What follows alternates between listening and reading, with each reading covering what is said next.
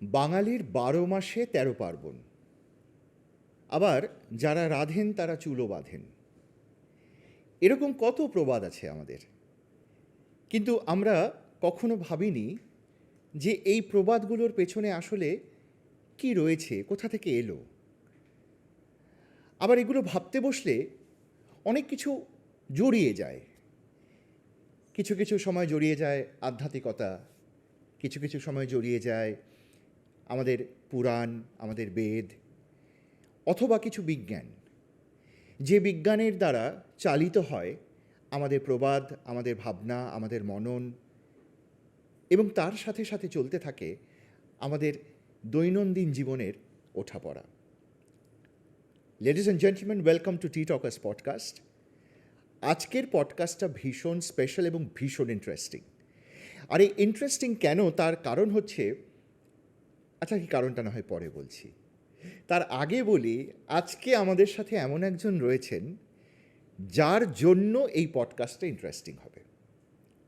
এবং এই পডকাস্টে আমরা শুধুমাত্র তার অভিজ্ঞতা নয়, তার জার্নি নয়, বরং তার লেখনীর পেছনে কত ইন্সপিরেশন, তার ভালো লাগা, তার ভালো থাকা, তার সাংসারিক জীবনকে একজন মানুষ হিসেবে তিনি কিভাবে জড়িয়ে দিয়ে বলিষ্ঠ করে তুললেন, সেই সব কিছুর গল্প আজকে শুনব। বন্ধুরা, আজকে আমাদের মধ্যে টি টকার্স পডকাস্টে রয়েছেন ইন্দিরা মুখোপাধ্যায়। এমন একজন মানুষ, আই এম শিওর যে তার বই আপনারা কোথাও না কোথাও দেখেছেন বা পড়েছেন। হয়তো হাতে এসেছে, পড়া হয়নি, অথবা আপনি হয়তো পড়েছেন। এমন একজন মানুষকে আমরা আমাদের টি টকার্স পডকাস্টে পেয়েছি আমার গেস্ট হিসেবে, এবং আজকে আমি ওনার সাথে, ওনার শুধু লেখনী নয়, কিন্তু এই লেখার পেছনে ওনার রিসার্চ, ওনার কথোপকথন, ওনার ভাবনা, ওনার মনন, এবং সব কিছুর সাথেও ওনার ব্যক্তিগত জীবনের ওঠাপড়া নিয়েও আমরা কিন্তু কথা বলবো। ম্যাডাম, টি টকার্স পডকাস্টে আপনাকে স্বাগত। আমারও খুব ভালো লাগছে সৌভিক এখানে আসতে পেরে। চ্যানেলটি মাঝে মধ্যে চোখ রাখি, খুব ভালো কাজ হচ্ছে। অসংখ্য ধন্যবাদ আমাকে আমন্ত্রণ জানানোর জন্য। Thank you. আমরা আসলে টি টকার্সের জার্নি শুরু হয়েছিল 2017 সালে। এই জার্নিতে যেটা একমাত্র পেয়েছি আমরা, সেটা হচ্ছে আমরা এটা বুঝতে পেরেছি যে ইতিবাচক কাজ এবং পজিটিভিটি এমন একটা শব্দ ব্যবহার করছি, এমন একটা অ্যাডিকশন যেটা যার মধ্যে লাগে সেটা তাকে ছাড়তে পারে না। খুব খুব দরকারি কথাটা, এটা অ্যাডিকশন, সত্যিই তাই। কত রকম বাজে জিনিসের অ্যাডিকশন আমরা জানি, কিন্তু এটা তো একটা লাখ কথার এক কথা বললে। কারণ এই যে পজিটিভিটি, ভালো থাকার মন্ত্র দেয় এই পজিটিভিটি আমাদের সবসময়, একদম। তো আমরা যেটা এই এতগুলো বছর ধরে বুঝেছি যে প্রত্যেক মানুষের মধ্যে একটা ভীষণ পজিটিভ মাইন্ডসেট বিরাজ করে, রাইট। কিন্তু তার মধ্যে 80% মানুষ সেটা জানতেই পারে না যে তিনিও ভীষণ পজিটিভ মনস্ক। তাই তো। তার একটা ট্রিগার চাই, তাকে কেউ একটা দিন নাড়া দেবে যে তোমার এই জায়গাটা কিন্তু তুমি, এখানে কিন্তু তোমাকে অন্য মানুষের থেকে তুমি আলাদা হয়ে উঠেছো। অ্যাবসলিউটলি আপনার এরকম জায়গা আছে? হ্যাঁ, আমি নিজেকে না আবিষ্কার করি প্রতি মুহূর্তে। সত্যি কথা বলছি আমি। আমি যেটা হয়েছে, আমার হয়তো আম রসায়ন অর্গানিক কেমিস্ট্রিতে বিশাল একটা কিছু ক্যারিয়ার হতে পারতো আমার বন্ধু-বান্ধবদের মতো। কিন্তু তাদেরও দেখেছি, তাদের একটা জায়গায় পৌঁছে স্যাচুরেশন একটা চাকরিতে বা পড়ানোয়। অনেকের জব স্যাটিসফ্যাকশন নেই। হয়তো মোটা হেলদি পে প্যাকেট তারা প্রতি মাসে পেয়েছে। কিন্তু আমি আম খুব অল্প বয়সে যেহেতু বিয়ে হয়ে যায়, এমএসসি পাশ করতে করতেই, এবং ভীষণ একটা রক্ষণশীল পরিবার থেকে আরেকটা রক্ষণশীল পরিবারে গিয়ে পড়েছিলাম, এবং যার ফলে সেখানে আমার কিন্তু আবার ফার্দার পার্সু করা, পিএইচডি গবেষণা, তারও আরও উচ্চাশা, সেটা হয়তো সম্ভব হয়ে ওঠেনি। তার জন্যে ভীষণ ভেতরে ভেতরে আমি কষ্ট পেয়েছি একটা সময়। কিন্তু আমার ছেলেটা তখন এসে গেছে, পৃথিবীর আলো দেখেছে।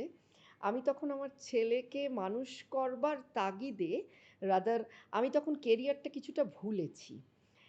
এবং ওই যে পজিটিভিটি তুমি বললে, সেই যে একটা পজিটিভিটি, এটা আমার মা ভীষণ বলতেন ছোট থেকে। মানে আমার আপব্রিঙিংয়ে আমার মায়ের একটা বিরাট ভূমিকা আছে। এই যে আজকে এত জনের উপর আমি কাজ করে চলেছি, এর পেছনে আমার মা। কারণ মা প্রচণ্ড বই পড়তে ভালোবাসতেন, আর বাবা প্রচুর বই কিনতেন এবং আমাদের বই তুলে দিতেন হাতে।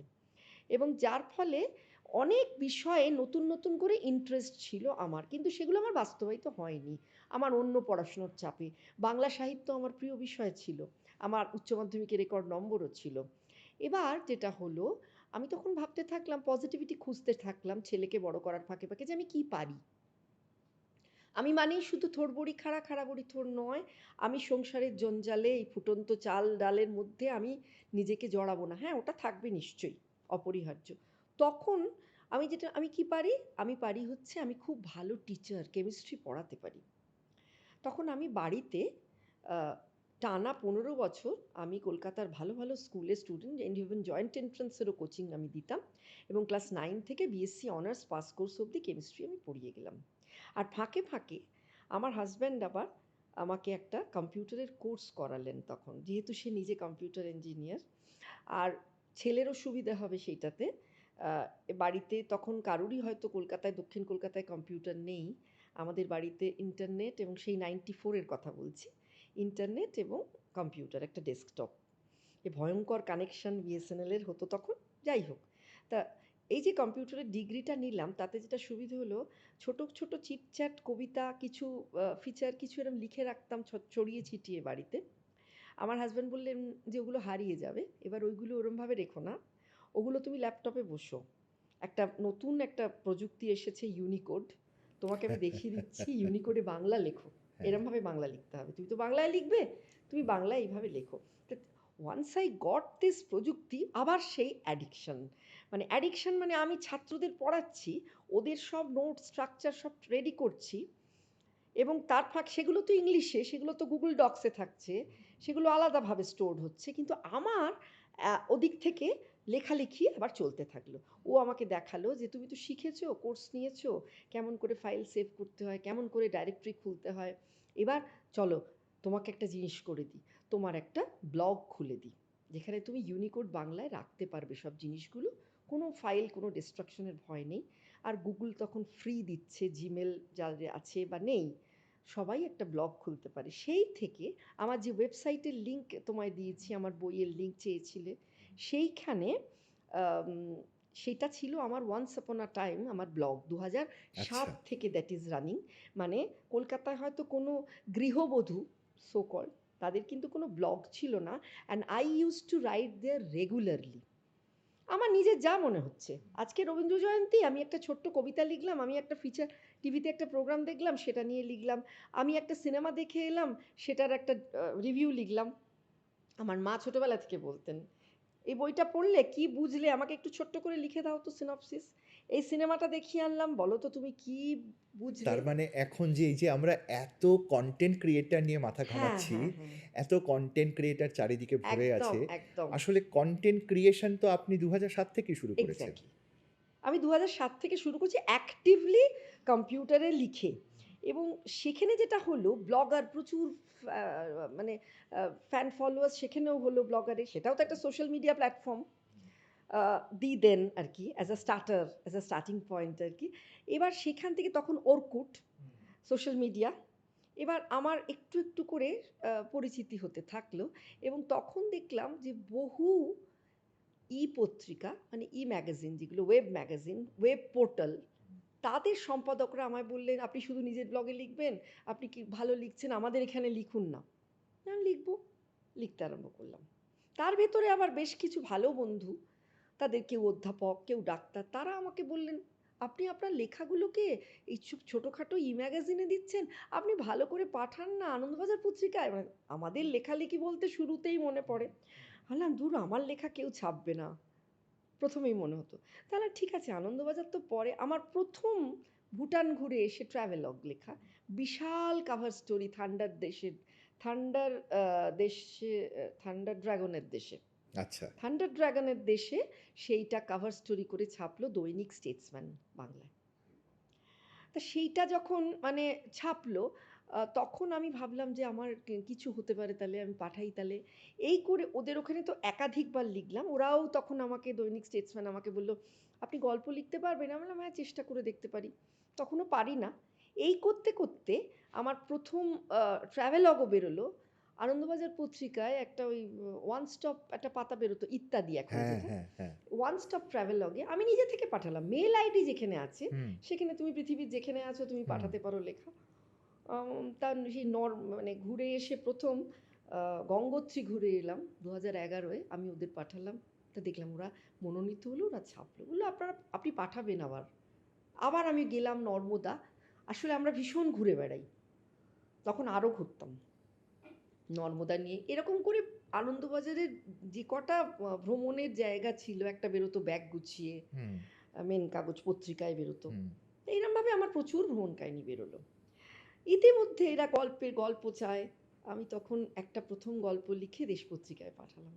হুম। দেশ পত্রিকায় গল্পটা যথারীতি রিজেক্ট হলো। তারপরে হয় সেটা। ঠিক আছে। আবার একটা গল্প লিখলাম। তখন সেই গল্পটা আমার সিলেক্টেড হলো। গল্পটার নাম ছিল প্যাটি পিসির আরমানি আরশি। রহস্য, অলৌকিক, ভৌতিক একটা ভীষণ একটা অন্য রকমের গল্প। সেটা সিলেকশনের পর একটু আমার কনফিডেন্স বাড়ল যে আমি এবার গল্প লিখব। ঠিক আছে, ভ্রমণ কাহিনীর পাশাপাশি আমার গল্প এক্সপ্লোরেশন। এবার বিভিন্ন জায়গায় আমি গল্প লিখতে থাকলাম। মানে অনেক পত্রিকায় তখন লিখেছি গল্প, এবং দৈনিক স্টেটসম্যানও একাধিক গল্প মানে ছেপেছে। আবার একটা দেশ পত্রিকায় গল্প বেরোলো আমার, আনন্দালয়ের জগদ্ধাত্রী পুজো বলে। ঠিক আছে। এবারে আমার মনে হলো আমি আমি কি পারবো উপন্যাস লিখতে? কারণ আমার একটা খুব তুচ্ছ কবিতার বই প্রকাশ করতে এসে স্বনামধন্য কবি জয় গোস্বামী আমার বন্ধুরাই এনেছিল। আমার কোনো মানে কানেকশানও নেই, আমি চিনিও না, তাকে চিনতামও না। তা তারাই আ এনেছিল ওনাকে। তা জয় গোস্বামী তখন আমার কবিতাতে পড়ে বললেন যে, "ইন্দিরা, আপনি না উম গদ্য লিখুন। আপনি না আ উপন্যাস লিখুন।" আমি বললাম, "কী বলছেন?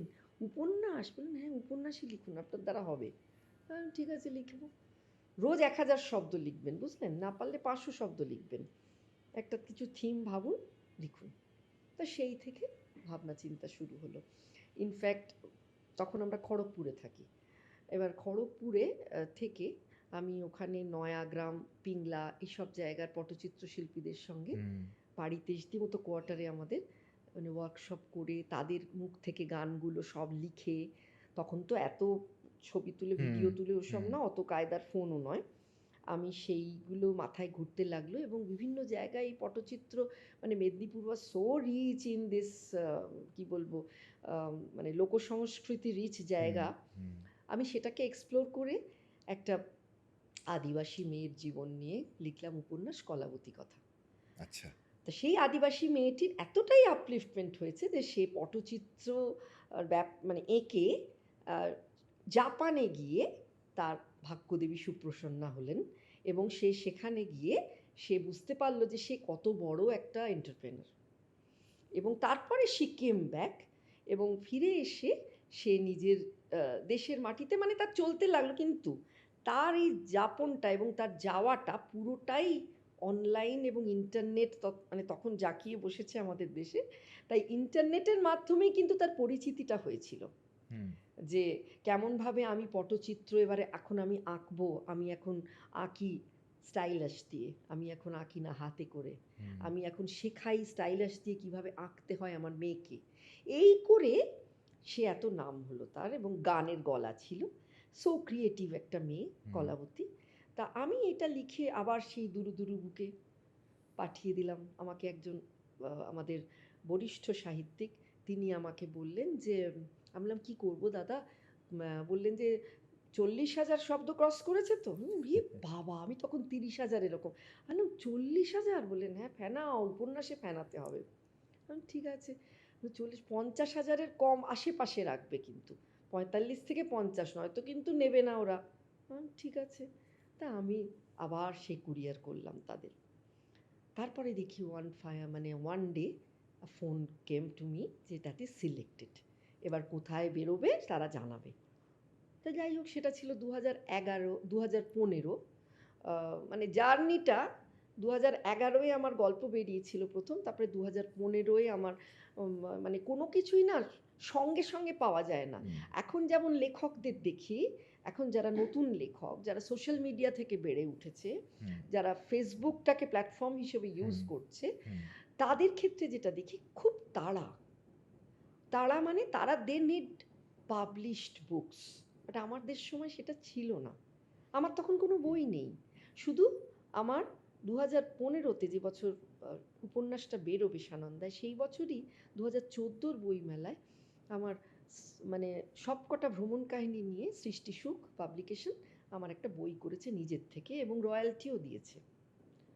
তা আমি তো ঠিক আছে, ওই একটি বই আর একটি ত্রেতা যুগের কবিতা বই। আমার কোনো সত্যি কথা সেইরকম এখন যেটা চাই, যে সব কিছুই চটজলদি চাই, মানে ইনস্ট্যান্ট তোমাকে লেখক হতে হবে, ইনস্ট্যান্ট তোমাকে কবি হতে হবে, সাহিত্যিক হতে হবে। কেউ দু লাইন না লিখে এখন সাহিত্যিক হয়। আমাকে যখন কেউ সাহিত্যিক বলে, আমার খুব মানে আমি বিব্রত বোধ করি। যে সেই বিখ্যাত গানটায় আছে না, কতটা পথ পেরোলে মানুষ হওয়া যায়। না, আমি এখনো জানি না যে কতটা লিখলে প্রকৃতপক্ষে সাহিত্যিক হওয়া যায়। আমি জানি না কতটা আমি তো 20 বছর ধরে লিখছি টানা। উম, আসলে শুধু আমি একটু থামালাম আপনাকে। হ্যাঁ, একদম। শুধু শুধু সাহিত্য নয়, আমার মনে হয় এখনকার দিনে এই ভ্যালিডেশনটা, এক্স্যাক্টলি। আমি যেটাতে পারদর্শী বা পারদর্শী নই, হয়তো হুম, অল্প বিস্তর পারি, হুম, সেটাকে ছড়িয়ে দেওয়ার আমার একটা ইজি প্ল্যাটফর্ম আছে। রাইট। এবং যখন আমি ছড়িয়ে দিচ্ছি, হুম, আমার একটা ভ্যালিডেশন পাওয়ার প্রবণতা প্রচণ্ডভাবে বাড়ছে। সেটাই। সেটা কিন্তু শুধুমাত্র যে আমার ক্রিয়েটিভ মাইন্ডসেট বা ক্রিয়েটিভিটিতে আমি কিছু ভালো সেটা নয়, ইভেন আমি একটা ছবি মানুষের মাধ্যমে মানুষের মধ্যে ছড়ালাম, আমি একটা ঠিক, কোথাও যাচ্ছি, একটা সেলফি তুলে একদম। আমি পোস্ট করলাম, হুম, আমি কিন্তু 5 মিনিট পর পর ঢুকে দেখার চেষ্টা করছি কজন মানুষ আমাকে ভালোবাসছে আর ভালো লাগছে আমাকে। সেটাই। এই যে এইটাই। ভ্যালিডেশনটা, একদম, একদম। এবং যেহেতু আমরা বিহেভিয়ারাল সায়েন্স নিয়ে এত কাজ করছি, আমরা একদম গভীরে গিয়ে দেখেছি হুম, যে এই ভ্যালিডেশনটা পাচ্ছে না, হুম। তার মধ্যে কিন্তু ডিপ্রেশন তৈরি ডিপ্রেশন হচ্ছে। আসছে। এক্স্যাক্টলি, এইটাই। এক্স্যাক্টলি। মানে কিছুদিন আগে আমিও কাগজে পড়লাম এটা, যে মানে একজন খুব রিনাউন্ড একজন সোশ্যাল ইনফ্লুয়েন্সার, হুম। তার হঠাৎ করে ফলোয়ার বেস কমে যাচ্ছে। হ্যাঁ, হ্যাঁ। সে এত ডিপ্রেসড হয়ে গেছে। মানে দিস ইজ নট অ্যাকসেপ্টেবল। কারণ আমরা মানুষ হয়ে জন্মেছি যখন, তখন আমাদের তো ভালোটাও নিতে হবে, মন্দটাও নিতে হবে। এবার তার মানেই তাই নয় যে আমি অন্য কাজে ডুবে যাব। আমার কথা হচ্ছে, আমার এই বইটা পাঠক পছন্দ করলো না। ঠিক আছে, পাঠক যদি পছন্দ না করে, পরের বারে আমি চেষ্টা করব অন্য কিছু হুম, লেখার। হুম, আমার এই পাবলিশার আমার বলল, "না দিদি, এখন এই বইটা আর করা যাবে না। হুম। আপনি আ পা আবার লিখুন এই আমি টপিকটা।" একটু থামাই এখানে। হ্যাঁ? যখন আপনাকে একজন পাবলিশার বললেন হুম, যে এটা করা যাবে না, বা হুম, আপনি কোনো রকম একটা নেতিবাচক রেসপন্স পেলেন হুম, কারোর রাইট। থেকে, সেটা পাবলিশার হতে হুম, পারে, পাঠক পাঠিকা হতে হুম, পারেন, হুম, যে কারোর থেকে, আপনি যে ভাবছেন যে ঠিক আছে, কোথাও এটাতে আমার কোথাও একটা কিছু ভালো লাগছে না হুম, পাঠকের, হুম, তাহলে আপনি সেটাকে অ্যাজ আ ফিডব্যাক গ্রহণ করলেন। রাইট। কিন্তু আমি আপনার মতোই লিখি, আমি সেটাকে ক্রিটিসিজম হিসেবে গ্রহণ করলাম হুম, এবং আমি মনে করলাম কেন ভালো লাগবে না? হুম, আমি যে এইটাই, এত রিসার্চ করে লিখলাম, এইটাই। ভালো লাগতেই হবে। হুম, আচ্ছা, এই যে আমার আর আপনার মধ্যে যে মানসিকতার ডিফারেন্স, হুম, এই যে দৃষ্টিভঙ্গির তফাৎ, হুম, আপনার কি মনে হয় আধ্যাত্মিকতা বা আধ্যাত্মিক প্র্যাকটিস হুম। এটাকে হেল্প করে? আমি তো ভীষণ রকম ঈশ্বর বিশ্বাসী। হয়তো সেইরকমভাবে এলাহিভাবে, এই যে শিবরাত্রি গেল কালকে, সেইরকমভাবে একটা মানে সাংঘাতিক রকম পুজো-টুজো করে একটা ফেসবুকে ছবি কখনো সাঁটাই না। কিন্তু আমি রোজই ওই ৩৬৫ দিনই শিবের মাথায় জল ঢালি বাড়িতে। ছোট্ট শিবলিঙ্গ। জল ঢালি, মানে এই কালীঘাট থেকে কেনা শিবলিঙ্গ শাশুড়ি মা কিনে দিয়েছিলেন। একটা কিরম বিশ্বাসে করি, কারণ নিজের কাজগুলো করতে গিয়ে যে বার ব্রত, এইসব আধ্যাত্মিকতা যেহেতু বললে তুমি, এগুলো করতে গিয়ে আমি দেখেছি যে কোথাও থেকে সকালবেলা যখন আমি শুদ্ধ হয়ে ভোর ৫টার সময়, ভীষণ আর্লি রাইজার, ৫টার সময় উঠে আমার যোগা টিচার আসেন ৬টায়। তার আগে আমি যে ঠাকুরের মানে ছবির সামনে হোক, শিবলিঙ্গের সামনে হোক, জল ফুল আর একটু ড্রাই ফ্রুটস দিয়ে আমি যে পুজোটা করি, তাইতেই আমার মনটা শান্ত হয়ে যায়। আর তখনই যেন নিজের মনকে আমি বোঝাতে পারি সব অভাব, অভিযোগ, অনুযোগ আগে মা-বাবাকে বলতাম, এখন তারা নেই। সেটাই আমি যেন শেয়ার করে তার সঙ্গে জানাই যে, "তুমি আমাকে আমার upliftment এ আরো হেল্প করো। আমি কি করে এইসব বাধা বিপত্তিগুলো কাটিয়ে আমি আবার আমার লেখবার টেবিলে বসবো, সেইটা তুমি আমাকে বলো।" কারণ যেকোনো কাজের পেছনে criticism থাকবে। আবার অনেকে বলেন বিদগ্ধজনেরা যে, criticism হচ্ছে মানে তুমি জানবে যে somebody is talking about you. Yeah, right. So that those words are inspiration to me, যে যারা বলেন এই কথা, তুমি তাকিও না, কোনো দিকে তাকিও না, তুমি কিন্তু তোমার কাজ করে যাও। কারণ সোশ্যাল মিডিয়ায় ট্রোলিং একটা ভীষণ আজকাল নিন্দনীয় বস্তু, সেটা কিন্তু মানুষকে এগোতেও সাহায্য করে, হ্যাঁ, এটা আমি বলবো। হ্যাঁ। পেছনে টেনে নেয় যাদের, তারা হয়তো ফেসবুক প্রোফাইল অফ করে দেয় বা ব্লক, মানে নিজেকেই নিজে গুটিয়ে নেয়, কিন্তু আমি গুটোনোর পাত্রী নই। আমি জানি যে এই প্ল্যাটফর্ম আমাকে অনেক কিছু দিয়েছে। একটা ফ্রি প্ল্যাটফর্ম আমাদের মার্ক জুকারবার্গ, অত 2008-এ আমার অ্যাকাউন্ট ছিল, ছেলে খুলে দিয়েছিল অ্যাকাউন্টটা হস্টেল যাওয়ার আগে। বলেছিল, "মা, you have to be better with yourself. So please activate your Facebook account, এবং তুমি সোশ্যাল মিডিয়ায় অনেক বন্ধু পাবে, you can interact with them. তাদের সঙ্গে তুমি চা খেতে যাও, তুমি কফি খেতে যাও, তুমি গল্প করো, তোমার লেখা শেয়ার করো।" এইভাবে আমি দেখলাম, আমি ও অনেক দূরে পড়তে চলে গেল যখন, তখন আমি অনেকটা ভালো রইলাম। আমি তখন বুঝলাম যে ভালো থাকার এই যে মন্ত্রটা তোমার ভেতরেই কিন্তু ঈশ্বর দিয়ে রেখেছেন। তোমাকে ভালো থাকতে হবে। এই যেমন আমি এই যে ওং মন্ত্রটা মেডিটেশনের সময় চালিয়ে দিই রোজ, হ্যাঁ?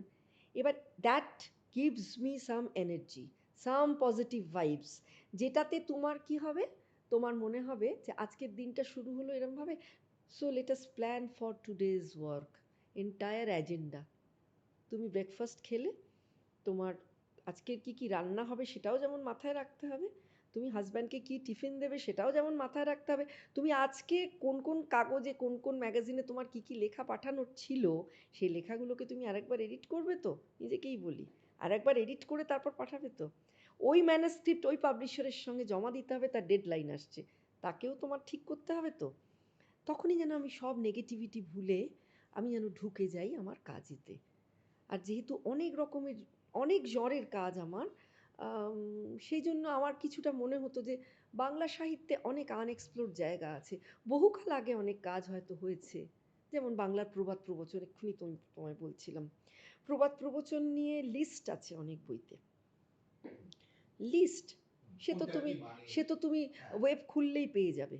কোন তার পেছনের যে লোকায়ত গল্প, মানে আমাদের বাংলার লোকসংস্কৃতিটা, কেউ নিচ্ছেন পৌরাণিক প্রবাদ, কেউ মুখে বলছেন বাগধারায় ও কেন জড়ভরত হয়ে বসে আছে।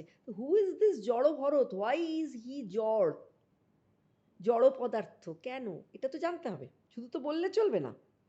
তারপরে হরিহর আত্মা, দুই বন্ধুর প্রবল বন্ধুত্ব, কিন্তু একজন হরি একজন হর, আমাদের একটা শিব কাল্ট আছে, একটা বৈষ্ণব কাল্ট আছে, দুজনের মধ্যে তো একটুখানি রেষারেষি সে যুগে ছিল, দেখেছি বাংলায়, তাই না? কিন্তু হরিহর আত্মা মানে দুটো ডায়ামেট্রিক্যালি অপোজিট জিনিস ইউনাইটেড টুগেদার। হরিহর মূর্তিও আছে অনেক জায়গায়, আমি দেখে এসেছি, দাক্ষিণাত্যে বিশেষত।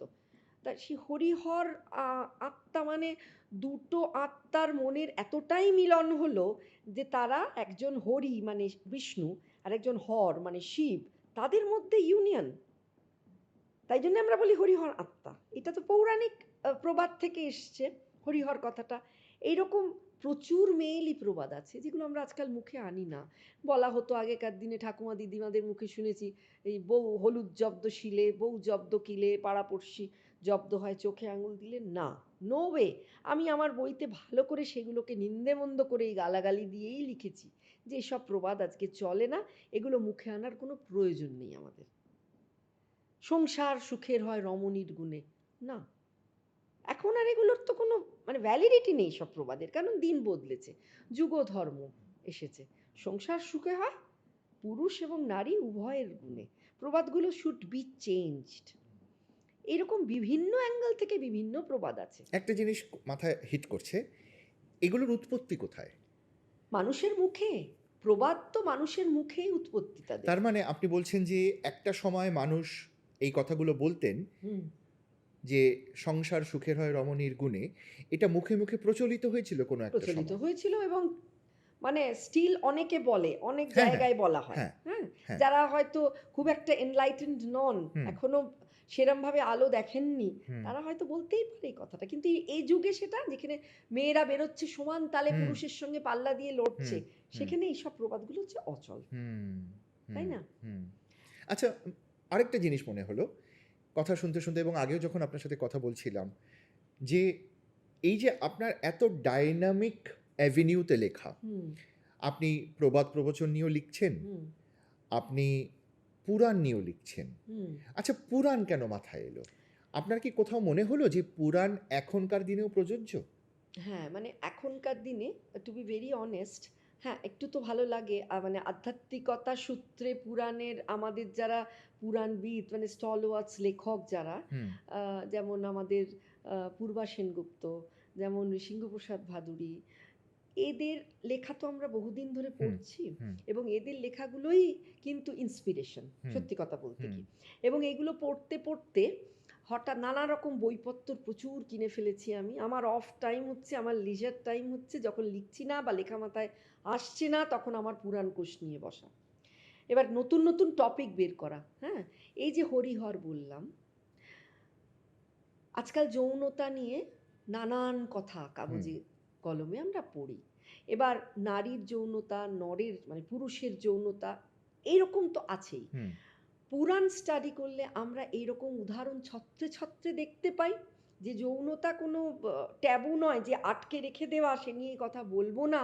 কারণ আমাদের পৌরাণিক সমস্ত কাহিনী, আমাদের বেদ, বেদ থেকেও বড় কথা হচ্ছে রামায়ণ, মহাভারত এবং আরও যা যা আমাদের আছে, 18টা তো পুরাণ, সেখানে কিন্তু এসব নিয়ে সোচ্চার তারা। রীতিমতো মুনি ঋষিদের, দেব দেবী তাদের যৌনতা সেসব নিয়ে এসেছে কথা। তারপরে ধরো পুরাণে যেমন আমাদের এখন খুব একটা হচ্ছে যে আমি সিঙ্গল মাদার, আমি সিঙ্গল ফাদার, হুম, হ্যাঁ, এই যে ব্যাপার, বা আমাদের এই যে আইভিএফ, হুম, এই ব্যাপারগুলো, এগুলোর কিন্তু অনেক উদ্রেক আছে। বিশেষ করে সিঙ্গল মাদার, এটা তো অনেক দেখা যায়। যেমন হিড়িম্বা, ভীমের বউ, ভীম তাকে বিয়ে করেছিলেন দ্রৌপদীকে বিয়ে করার পর হুম, অজ্ঞাতবাসে। হ্যাঁ, হিড়িম্বা তো একজন সিঙ্গল মাদার হয়েই চিরকাল ছিলেন। তাকে তো পলিটিক্যাল কারণেই হোক, হুম, যাই হোক, কুন্তী বা দ্রৌপদী মেন স্ট্রিম ওদের সংসারে তো প্রবেশ করতে দেননি। আমার দেননি। খুব কষ্ট হয় হিড়িম্বার জন্য। Hidimba was a powerful lady at hmm, that time.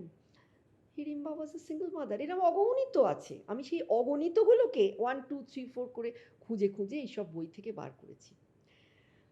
তারপরে তোমার কত বলবো আর, পুরাণে যেমন এখন সমকামিতা যেমন একটা হট টপিক। হুম, আমি কতদিন আগে এই নিয়ে আর্টিকেল লিখেছি, পুরাণের সমকামিতা। যেমন? এই যেমন একটা প্রথম উদাহরণ দিলাম আমি, হরিহর। হুম, একটা উদাহরণ দিলাম তো হরিহর।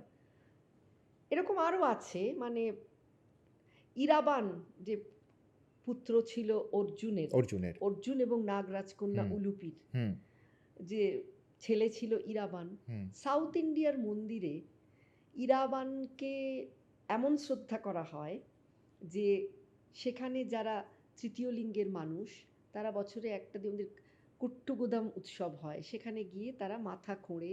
এবং মহাভারতের যুদ্ধের আগে শ্রীকৃষ্ণ মোহিনী বেশ ধরেছিলেন, মানে চেঞ্জ হলো, সেক্স চেঞ্জ, হুম, এবং তিনি মোহিনী বেশ ধরেছিলেন শুধুমাত্র বিয়ে করবেন বলে, হ্যাঁ, ইরাবানকে। হুম, এবং বিয়ে করবেন কেন না, কুরুক্ষেত্র যুদ্ধে তার মানে বিশাল সে ঘটনা, মাথা কাটা যাবে, যুদ্ধ হবে, রক্তপাত হবে, তার আগে তার মনের বাসনাটা পূর্ণ করলেন।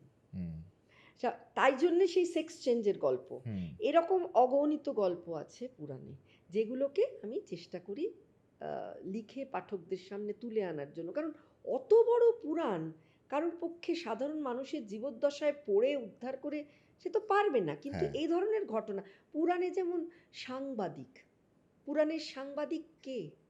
মহাভারত বলতে আমাদের প্রথম মনে পড়ে সঞ্জয়কে, হুম, যিনি কন্টিনিউয়াসলি ধৃতরাষ্ট্রকে কি করেছেন, লাইভ কমেন্ট্রি দিয়ে গেছেন, একদম। যুদ্ধের হুম, টানা 18 দিন ধরে লাইভ কমেন্ট্রি দিয়ে গেছেন hmm, Sanjay, and at the same time counselling করে গেছেন হুম, যে না এটাই ঠিক এটাই ভুল, এইভাবে হুম, ওনাকে হুম, ভালো মন্দ বিচার করে বুঝিয়ে গেছেন। হুম, আমাদের নারদ মুনি, সে তো শুধু খবর সংগ্রহ করেছে, হুম, করে ঝগড়া লাগিয়েছে ঠিকই, হুম, কিন্তু খবর সংগ্রহ, আমাদের মিডিয়াতেও আমরা দেখি ঝগড়া লাগানোর হুম। ব্যাপারটা, তো সেই কাজটা তো নারদ মুনি করেছেন, হ্যাঁ, মানে continuously pouring messages hmm, to everyone's ear, hmm, so that ঘটনা প্রবাহ সেইভাবে বেড়েছে। হুম, সো এই পুরাণের সাংবাদিক, পুরাণ মহাকাব্যের রান্না বান্না, আমি একটা বড় কাজ করছি সম্প্রতি, সেটা হচ্ছে মহাভারতের রান্না বান্না, বাহ! সেটা নিয়ে।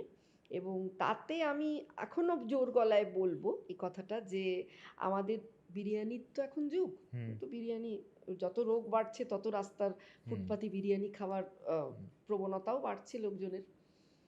তা আমার যেহেতু পড়ে মনে হলো যে সবাই বলে যে বিরিয়ানি মোগলরা এনেছিল আমাদের দেশে। মোগলরা কবে এসেছিল? 1526, পানিপথের প্রথম যুদ্ধে। হুম, কিন্তু বিরিয়ানি, বিরিয়ানি তো প্রথম মহাভারতের নল রাজার উদ্ভাবন। নল দময়ন্তীর নল রাজা, তিনি ছিলেন অসম্ভব ভালো একজন পাচক। ভীমও যেমন ছিলেন অসম্ভব ভালো একজন পাচক, নল ছিলেন তার ওপরে রন্ধনবিদ একজন। কেন? ভারতীয় আয়ুর্বেদ, সুশ্রুত সংহিতা, চরক সংহিতায় যে যে রেফারেন্স পেয়েছি, রান্নায় কি কি দেওয়া হয়, নল use to put all those items, মশলাপাতি, ফল, ফুল, কুমকুম থেকে শুরু করে, জাফরান থেকে শুরু করে, জায়ফল থেকে শুরু করে, আরও মানে অজস্র জিনিস, যেগুলো উনি ওনার রান্নায় দিতেন। এবং বিরিয়ানি বা মাংসোদন বলছেন উনি, অজ মাংস মানে ছাগল, বা কুক্কুট মাংস, বা মোরগের হুম, মাংস, হুম, এইগুলো দিয়ে বিরিয়ানি একদম যেভাবে আমরা প্রিপেয়ার করি, চালের সঙ্গে মিশিয়ে, মশলাপাতি দিয়ে, ঘি প্রচুর দিয়ে তাকে ভেজে, মানে মাংসটাকে ভেজে, এবং ফাইনালি হচ্ছে এরকম মুখটাকে বন্ধ করে দেওয়া পুলটিস করে, হুম, বন্ধ করে দিয়ে তবে সেটাকে দমে বসানো। মহাভারত এরা হচ্ছে কত, আজ থেকে 5,500 বছর হুম, আগে ভাগবত গীতা রচিত হয়েছিল। হুম, আমি জানি না ব্যাসদেব, সবাই বলবে পৌরাণিক তো কাল্পনিক, ওয়াই কাল্পনিক কেন? পুরাণ ইজ পুরাণ, আমার দেশের দলিল, আমার দেশের পুরাণের কথা বলছি, সেটা হচ্ছে আমার দেশের দলিল। কোথায় ছিল আমাদের গল্প, এই গল্পগুলো খুঁড়ে খুঁড়ে তো বার করেছেন পুরাণবিদরা, হুম, তারা জানাচ্ছেন। একটা প্রবাদ আবার আসছে, প্রবাদ কথায় কথায় বাংলা প্রবাদ আসছে, যাহা রটে তাহা কিছু বটে। হুম, তাই কেন মিথ্যে কথা বলবো? আমি তো নিজে দেখে এসেছি খড়গপুরে হিড়িম্বডাঙ্গা, হিড়িম্বডাঙ্গায় হিড়িম্বার কালী মূর্তি এখনো আছে, হিড়িম্ব কালী আমি দর্শন করে এসেছি। সেখানে অজস্র পাথর পড়ে আছে, সেই পাথরগুলো বিশাল বিশাল আকারের পাথর। সেই পাথরগুলো দেখে আজকেও তো মনে হয় সেটা, যে এই পাথরগুলো কত কতশো বছরের পুরনো। কারণ কথায় বলে, গল্পে বলে যে ভীম পঞ্চপাণ্ডব অজ্ঞাতবাসের সময় সমগ্র দক্ষিণবঙ্গে ঘুরে বেরিয়েছিলেন। 14 বছর তো মুখের কথা নয়, হুম, কোথায় কোথায় ঘুরে বেরিয়েছিলেন পায়ে হেঁটে। হুম, তা আমি কি করে ফেলে দিই এগুলোকে, ফেলে দিতে তো পারি না। হুম, তাই বিরিয়ানি বা মাংসদন, তুমি সৌভিক অবাক হয়ে যাবে শুনলে, আমি সেই কাজটা করতে গিয়ে দেখলাম এক জায়গায় উনি বলছেন সূক্ষ্ম মাংসদন, সূক্ষ্ম মাংসদন মানে সূক্ষ্ম মাংসের ওদন, মানে চালের আপনি ভাত রেঁধে আর কি, তার মানে কি হচ্ছে কিমা রাইস। আচ্ছা। এখন মতি পোলাও আমরা হুম, শুনছি, হুম, হুম, কিমা দিয়ে বল করে সেইটার হুম, হুম, পোলাওতে রাখছে।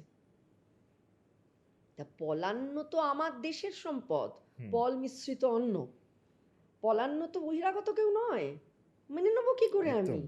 কোথায় 5,500 বছর আর কোথায় 1526? হুম, সেই জন্য আমি এইগুলো রিসার্চ করে বার করি, অনেক সংঘাত হয়। হুম, অনেকে বলেন যে এই না ঠিক বললেন না, আমি বললাম না আমি ফেলতে পারবো না কিছুতেই একে, আমার মত আমার, আপনার মত আপনার। হুম।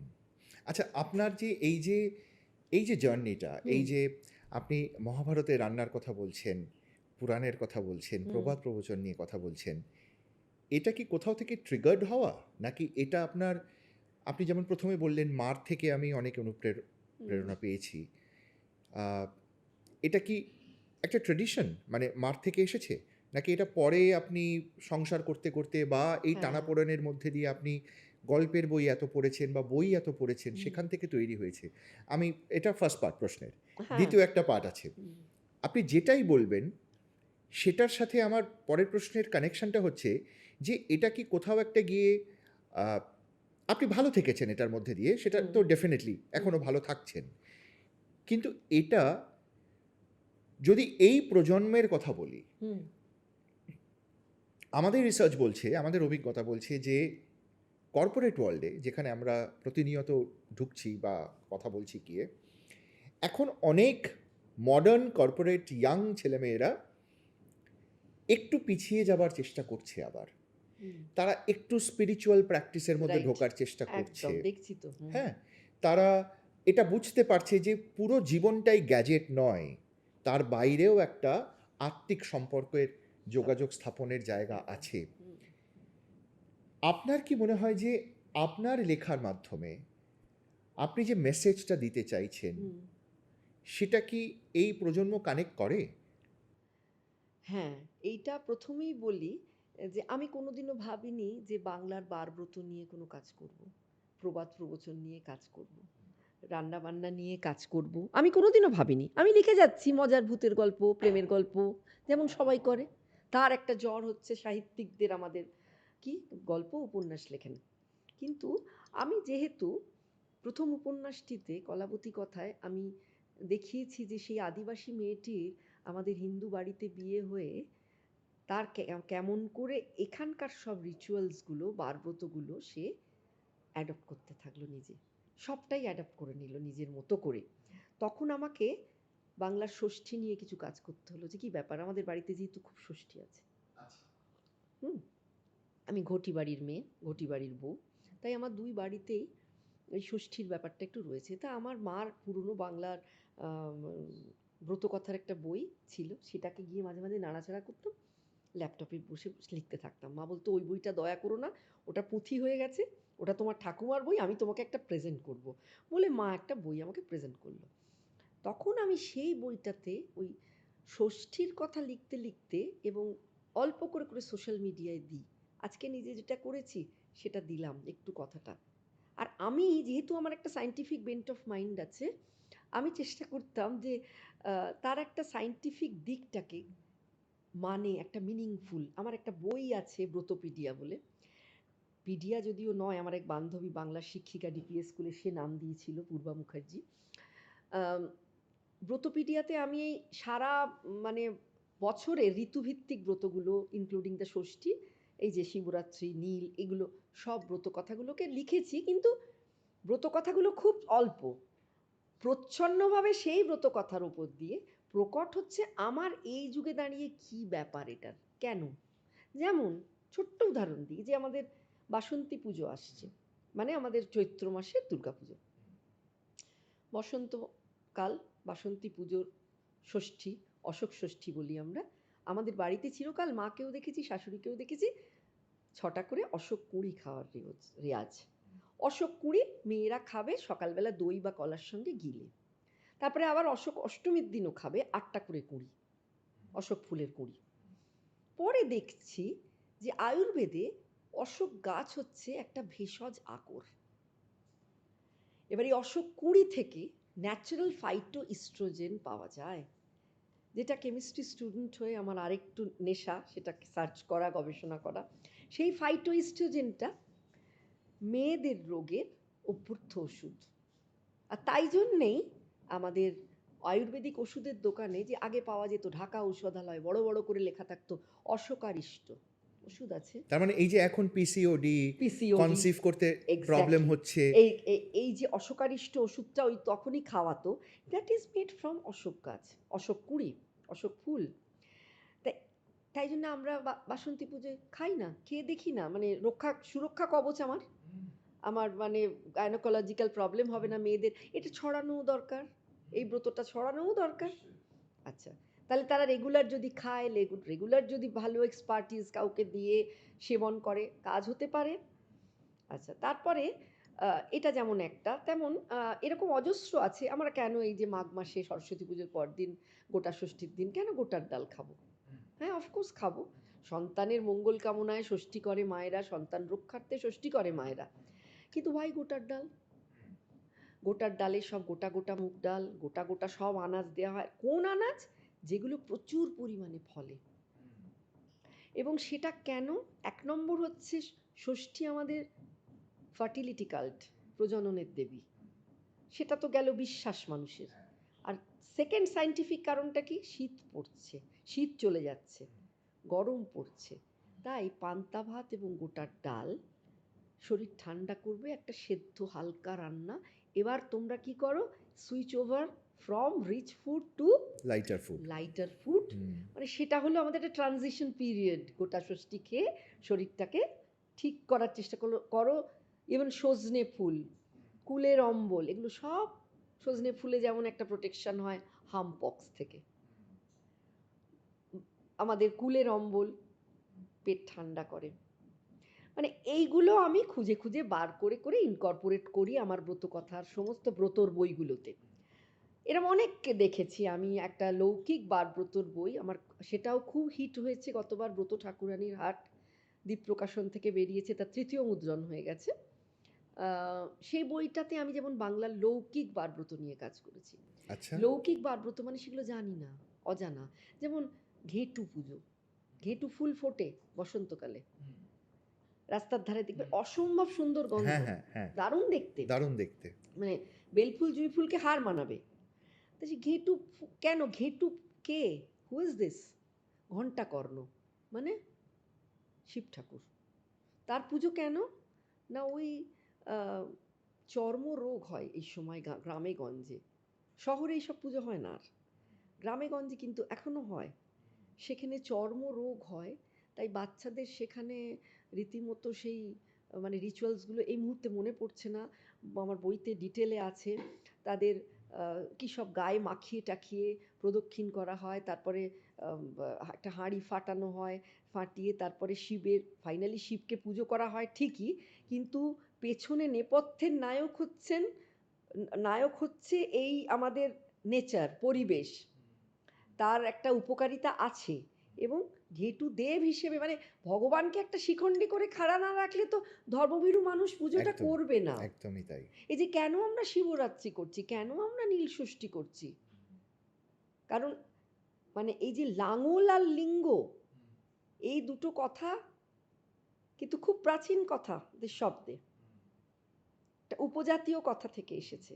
এবার পাথর দিয়ে, আগে পাথরের বড় বড় এরকম লিঙ্গ, বড় বড় এরকম সিলিন্ড্রিক্যাল এরকম জিনিস দিয়ে মাটিতে চাষিরা রেখে দিত বহু আগে, মানে পুঁতে রেখে দিত।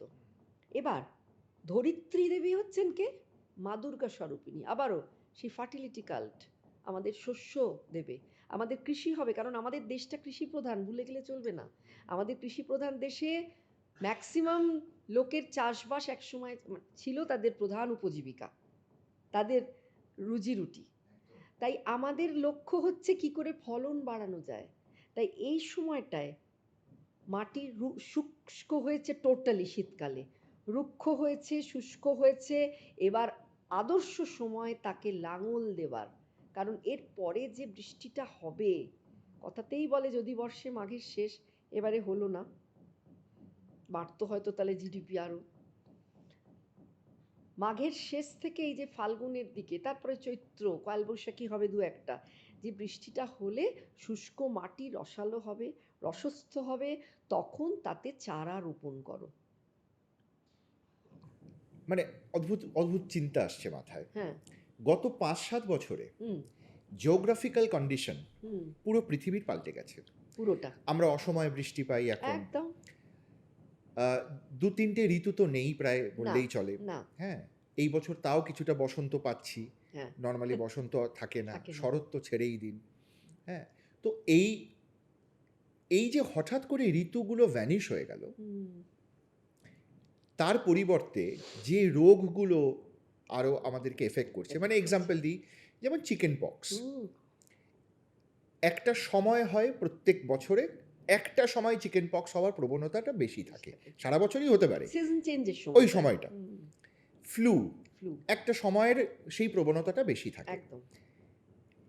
এগুলো হচ্ছে সাইন্টিফিক ওয়ে অফ সনাতন ধর্ম হুম, বা হিন্দুইজম। হুম, যে প্র্যাকটিসেসগুলো হিন্দুইজমে বরাবর হয়ে এসেছে কয়েক হাজার বছর ধরে, হুম, সেগুলোর তো ডেফিনেটলি একটা সাইন্টিফিক অ্যাটাচমেন্ট আছে। একদম। আপনার রিসার্চ করতে গিয়ে, আপনার বই লিখতে গিয়ে এরকম কোনো কিছু আপনার কখনো অবাক লেগেছে যে আমরা এভাবেও ভাবতে পারি বা এটা কি আমরা করছি তার জন্য এটা ঘটছে? আমি একটা হুম, এক্সাম্পল দিই, যেমন গঙ্গা জল হুম, বা চরণামৃত।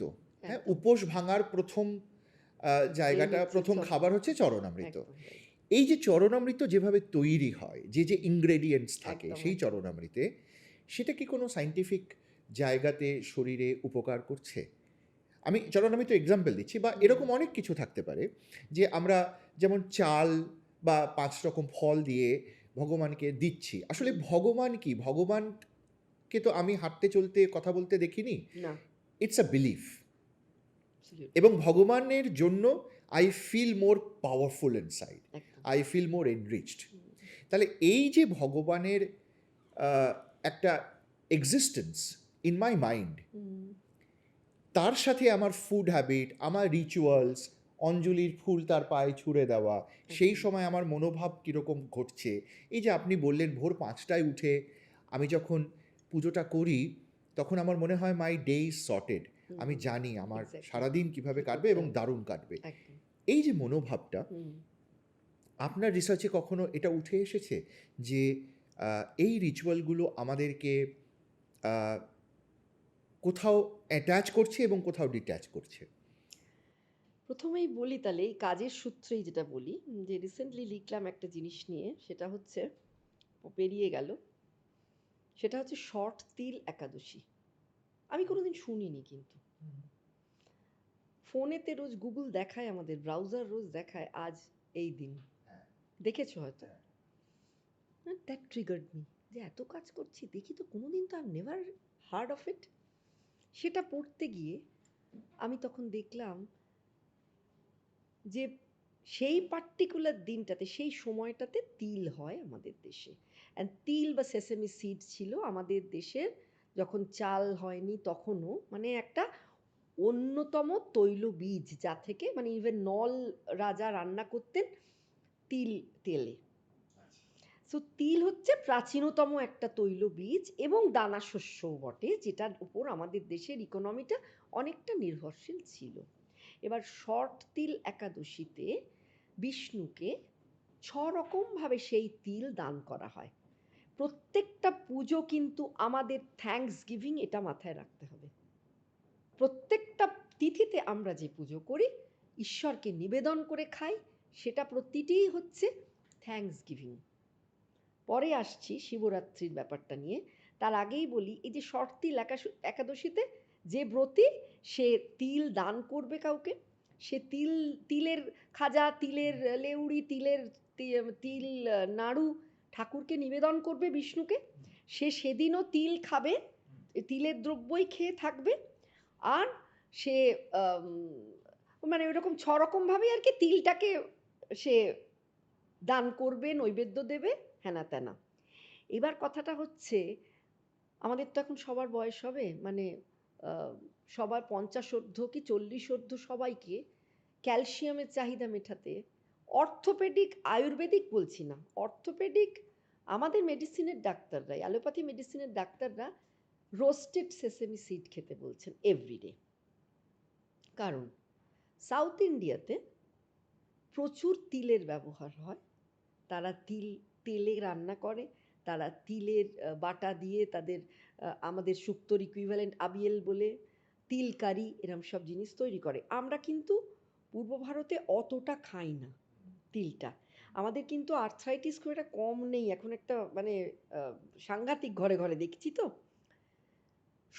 সব ডাক্তাররা বলছেন এখন যে আপনারা সকালে বিকেলে খালি পেটে রোস্টেড, হালকা রোস্ট করে সেসেমি সিড খাবেন, আপনাদের ক্যালসিয়ামের চাহিদা পূরণ করবে। এই যে ক্যালসিয়ামটা হচ্ছে ন্যাচারাল ক্যালসিয়াম, অ্যাপার্ট ফ্রম দুধ, দই, ছানা যা খাও তার থেকে। তা সেটা তো একটা ভীষণ মস্ত দিচ্ছি। এই মেসেজটা আমি আমি সঙ্গে সঙ্গে শর্তিল একাদশীর ব্রতটাকে ঠিক করলাম, সর্টেড আর কি ব্রত কথাটা। অ্যান্ড তার সঙ্গে আমি এই বার্তাটাও রাখলাম যে তাই জন্যেই বোধহয় আমাদের এখন রেগুলার তিলটা খেতে বলছে। আগে এসব এত প্রবলেম বোধহয় মানুষের হতো না, ব্যথা ট্যাথার এত। তারপরে তোমাকে আর একটা জিনিস বলি, এই যে তুমি বললে আমাকে চরণামৃতর কথাটা, এই যে শিবরাত্রি বা নীল ষষ্ঠীতে সারা ভারতবর্ষে শিবের মাথায় এত দুধ, এত দই, এত এসবের বন্যা চলে বলে একদল মানুষের প্রচুর অভিযোগ। আমি তাদের বলি, তর্ক করছি না, আমি ঝগড়ায় যাচ্ছি না, আমি একটা কথা বলি যে সারা ভারতবর্ষে একটা শিশু জন্মানোর পর থেকে তার অন্নপ্রাশন, তার উপনয়ন যাদের আছে, তারপরে তার বিয়ে, আইবুড়ো ভাত, তার হলদি পার্টি, এখন সবাই সব কিছুই হয়, বাঙালিদেরও তাই হয়, সঙ্গীত, তারপরে রিসেপশন, তারপরে তার আবার ছানাপোনা হওয়া, তারপরে তার বিবাহ বার্ষিকী, তারপরে বৃদ্ধ মানুষদের মারা যাওয়ার পর যে শ্রাদ্ধের ভোজ, হুইচ আই হেট, এইগুলোতে কম খাবার নষ্ট হয় সৌভিক, তুমি আমায় বলো? নষ্ট হয় তো প্রচুর। এলাহি ভোজ সভা থাকে, তাতে একদিন বছরের 1 থেকে 2 দিন শিবের জন্য যদি জল ঢেলে কেউ শান্তি পায়, তার সংস্কার যদি ভালো লাগে, মানে তার যদি মনে হয় শান্তি হচ্ছে, আত্মিক উন্নতি হচ্ছে, he or she can go ahead of it. তার কারণ আবার সেই থ্যাঙ্কস গিভিং। কেন? যেটা আমরা দিই, মানে 4 প্রহরে যে পুজোর আছে, দুধ, কাঁচা দুধ, দই, ঘি, মধু, শর্করা, এগুলো তো সব কটাই আমরা সারা বছর খাচ্ছি, মাখছি, দিব্যি আমরা বেঁচে বর্তে আছি এইগুলোর জন্যে। তাই এটা থ্যাঙ্কস গিভিং ভাবো না ভাই। ঈশ্বরকে নিবেদন করছো, যার জন্য তুমি সারা জীবন তোমার বংশ পরম্পরায় তুমি যাতে খেতে পড়তে পাও, এটা ভেবে নাও না। এই বিশ্বাসটা রাখলে তো তোমার আর কোনো দ্বৈরথ নেই যারা বলছে বা যারা ঢালছে তাদের সঙ্গে, তাই না? আমি এইভাবে বিচার করার চেষ্টা করি, দেখবে মনে অনেকটা নিজেকে শান্তি পাওয়া যায় তাতে, যে সত্যি তো এটাই তো আমার সনাতন সংস্কৃতি, এটাই তো বহুদিন ধরে আমাদের পূর্বপুরুষরা তারা তো মেনে এসেছেন, আমি কেন হঠাৎ এটাকে বন্ধ করে দেবো? এই যে গণ্ডূষ করা হয়, আমাদের পৈতের পর থেকে গণ্ডূষ শেখানো হয়, যে কজন দেবতাকে সেটা উদ্দেশ্য করে তারপর খাওয়া হয়। রামকৃষ্ণ মিশনে তো ভোগ দেওয়ার আগে, সার্ভ করার আগে চোখ বন্ধ করে ওরা সেইটা বলে, তারপরে তো একটা মন্ত্র বলে নিজের পরম ব্রহ্মকে তৃপ্ত করে, মানে সেই ব্রহ্ম, মানে বাকিটাকে তৃপ্ত করে, ঈশ্বরদের তৃপ্ত করে পরম ব্রহ্ম তৃপ্ত হবে তারপর, তারপরে তারা খায়। ইনি বুদ্ধিজম, বুদ্ধিজম তো অনেকটা আমাদের হিন্দুইজমের সঙ্গে প্যারালালি চলে। তা আমাদের তো তাতে কোনো বাধা নেই, আমরা তো চেষ্টা করছি সেইভাবেই। আর সেই জন্যই এগুলোকে তুলে ধরা। আমি তোমার সঙ্গে কথা বলতে বলতে সেদিন বলছিলাম যে একটা কাজ করতে করতে আমি দেখলাম যে একজন জিজ্ঞেস করছে আমাকে, দিদি চিতই পিঠের নামটা কেন চিতই এসেছে? আমি তখন সেটাকে করতে গিয়ে দেখলাম যে ঠিক চিতলগী অমাবস্যা হয় একটা, এতে পালন হয় জগন্নাথ দেবের মন্দিরে পুরীতে, সেখানে তাকে চিত্রপূপ বা চিতই পিঠে উৎসর্গ করা হয়, যেটা আমরা নারকোল চাল দিয়ে যে পিঠেটা মাটির সরায় বানানো হয়। তা সেই চিতলগি থেকেই চিতই এসেছে। আগে ছোটবেলায় শুনলাম চিত হয়ে থাকে বলে চিতই না। তা এই যে কানেকশনগুলো খুঁজে খুঁজে বের করে আমি চেষ্টা করছি, আমার আবার একটা ব্রতর বই তৈরি হচ্ছে, সেটা এখন কবে শেষ হবে আমি জানি না, চেষ্টা করে যাচ্ছি কিন্তু এই অনবরত। যে এত রিসার্চ, আপনি এত পড়াশোনা করছেন, সেই রিসার্চগুলো থেকে আপনি আপনার ভ্যালিড পয়েন্টসগুলোকে আপনি তুলে ধরার চেষ্টা হ্যাঁ। করছেন, নিজের মতো করে সেটাকে আপনি আবার আপনার বইতে লিখছেন। এইখানে কখনো আপনার নিজের ভাবনা বা নিজের বিশ্বাসের সাথে, ভাবনার থেকেও বড় বিশ্বাসের সাথে কখনো দ্বন্দ্বে গেছেন? মানে আপনি যেটা পড়লেন আর আপনি যেটা বিশ্বাস করেন, হুম। সেটার মধ্যে কখনো দ্বন্দ্ব হয়েছে? হ্যাঁ, সেটা যখন দ্বন্দ্ব উপস্থিত হয়, তখন যেটা করি যে আমার আশেপাশে যারা আছেন, যারা একটুখানি জ্ঞানী সজ্জন ব্যক্তি, যারা আমাকে হেল্প করতে পারেন, পুরাণ নিয়ে তারাও গবেষণা করেছেন। এরকম কিছু বন্ধু-বান্ধব আছেন, তাদের সঙ্গে একটু ডিসকাশনে বসি। ওভার ফোন কথা বলি। যে এটা কি ঠিক? না, না কোনো ব্যাপার না। ঠিকই তো লিখছেন। রিসেন্টলি একটি পত্রিকায় আমাকে লিখতে বলল এই শীত পড়ার মুখে, পুরাণের পিকনিক নিয়ে। বলল, "দিদি আপনি পুরাণে এত কাজ করছেন, এখন তো পিকনিকের মরশুম কলকাতায়। আপনি পুরাণের পিকনিক নিয়ে লিখবেন?" আমি কখনো না বলি না। এটা একটা আমার মা শিখিয়েছিলেন। যে কখনো বলবে না, না। পরে সবসময় না বলা যায়। বাট আগে চেষ্টা করবে হ্যাঁ করার। তাই আমি বললাম, "হ্যাঁ, হ্যাঁ নিশ্চয়ই।" তারপরে আমার যারা পুরাণ বিদ বন্ধু তাদের সঙ্গে আলোচনা করলাম। তারা তখন আমাকে আইডিয়া দিলেন, তারা বললেন। আমি নিজে পড়লাম পুরাণ কোষ এবং পড়ে দেখলাম যে সত্যি মানে আ অবাক হতে হয় যে আমাদের মহাভারতে আ ইভেন আমাদের লোকসংস্কৃতিতে আমাদের একটা রয়েছে বাংলায় পৌষালি। পৌষ মাসে নতুন ধান উঠলে যেমন নবান্ন হয়, তেমন পৌষালি বলে গ্রামে-গঞ্জে অল্প কিছু বাচ্চা-কাচ্চা ছেলেপুলে তারা জড়ো হয়ে পিকনিকের মতো করত। মানে একটু ভাত-ডাল রান্না করে খাবে মজাসে নিজের মতো করে। তা সেই পৌষালি বা পুষালি যেমন আমাদের এখানে আছে গ্রামে-গঞ্জে, ঠিক তেমনই মহাভারতের কালে মানে অদ্ভুত একটা ঘটনা সেটা পেলাম রৈবতক পর্বতের কাছে, মানে গুজরাটে। আ সেখানে তারা জমিয়ে পিকনিক করেছিলেন। মানে সেখানে শুধু তাই না, আমরা এখন ডিজে মিউজিক বাজলে পিকনিকে খুব বিব্রত বোধ করি। লাউড সং কষ্ট হয় ভাবলে। লোকে আজকাল পিকনিকে ড্রিংকস নিয়ে বসে, আমরা খুব ইরিটেটেড হতে পারি। অনেকে হয় ইরিটেটেড। কিন্তু সেই যুগে সেখানে তো বলরাম বসে আছেন কৃষ্ণের দাদা, তিনি তো তখনও মদ সুরাপান চলছে। মদিরায় চুর হয়ে বসে আছেন। আর নারদ সহ আরও অনেকে রয়েছেন যারা রীতিমতো মিউজিক্যাল ইন্সট্রুমেন্ট নিয়ে পারফর্ম করছেন। আর খাওয়া মানে তো এলাহি ব্যাপার। আমাদের তো বলে, "হুম, আ মাংস মা মাংস ওরা খেত, মাছ তখনও ওঠেনি।" অফকোর্স রামায়ণে মাংসের কথা রয়েছে। রাম লক্ষ্মণ বনবাসে গিয়ে রামচন্দ্র মাংসের মানে এখন যে কেমন বলি শিক কাবাব, শূলপক্ষ কাবাব, হরিণের মাংস তারা ওইরকম আগুন জ্বেলে কাঠকুটোয় আগুন জ্বেলে সেইখানে ঝুলিয়ে সেইখানে শূলপক্ষ মাংস রান্না করে খাচ্ছে। তা কে বলে রাম নিরামিষাশী? রাম মোটেও নিরামিষাশী নয়। এই সবাই যে সব কথা ঠিক বলছে সেটাও যেমন ঠিক নয়। সবাই যে সব কথা উল্টো মানে খুঁজছে সেটাও ঠিক কিন্তু নয়। আপনি যে বললেন রাম নিরামিষাশী নন, হুম, আজকের দিনে দাঁড়িয়ে পলিটিক্যাল সিনারিওতে হুম, যে হুম, জায়গায় আমরা দাঁড়িয়ে আছি, হুম, সেখানে রামকে উদ্দেশ্য করে এরকম কমেন্ট, হুম। আপনার মনে হয় না আপনি এটার জন্য ট্রোলড হতে পারেন সো কল্ড? না কিছুতেই না। আমি তো আমার কাছে খাঁটি। কারণ সেগুলো তো ছত্রে, ছত্রে প্রমাণ রয়েছে। ১ নম্বর প্রমাণ রয়েছে, তাদের আমি বই খুলে দেখাতে পারি। আর দ্বিতীয়ত হচ্ছে যে ওই তো বললাম, দেখো যারা মানবে না তারা একদম মানে রীতিমতো ফ্যানাটিক বলব। তারা গোঁড়া। ওই বিশ্বাসে মিলায় বস্তু, বিশ্বাসী মিলাই বস্তু। আর তর্কে যারা বহুদূর। মেনে নিয়ে মোটামুটি একটা সমঝোতায় এসেছে, আমাদের মতো লোক, তো ঠিক আছে, খেতেই পারে। তখন মাছ পাওয়া যেত না। মাছ অনেক পরে। নদীতে মাছ ধরেও হয়তো খেয়েছে তারা, আমরা তো জানতে পারছি না। তার কোনো প্রামাণ্য দলিল নিশ্চয়ই পেলে আমি নিশ্চয়ই মানে কৃতার্থ হব। ঠিক আছে? মানে দুটো দিকই তো আছে সবকিছুর না? এই যে সেই সময়কার সময়, যে সময়ের কথা আপনি এতক্ষণ বললেন, আমরা শুনলাম, আবার এখনকার সময় যেখানে আর্টিফিশিয়াল ইন্টেলিজেন্স, সায়েন্স এত উন্নত, ডিপ ফেকিং চলছে, একটা মানুষ সে সত্যিই সেটা করলো কি না এমনভাবে সেটা উঠে আসছে যেটা মনে হচ্ছে হ্যাঁ এ তো সেই, এই তো ভিডিওতে একদম অরিজিনাল তাকেই দেখা যাচ্ছে।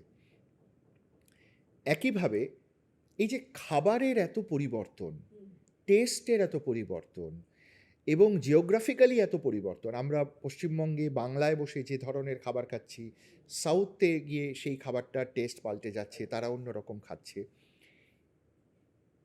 ভগবান যদি ভগবানকে যদি কিছুক্ষণের জন্য রূপক ভাবি, যে তিনি নেই, তিনি শুধু আমার বিশ্বাসে রয়েছে, যেমন রবীন্দ্রনাথ তার একটি নাটকে রঞ্জনকে রূপক হিসেবে ব্যবহার করেছিলেন।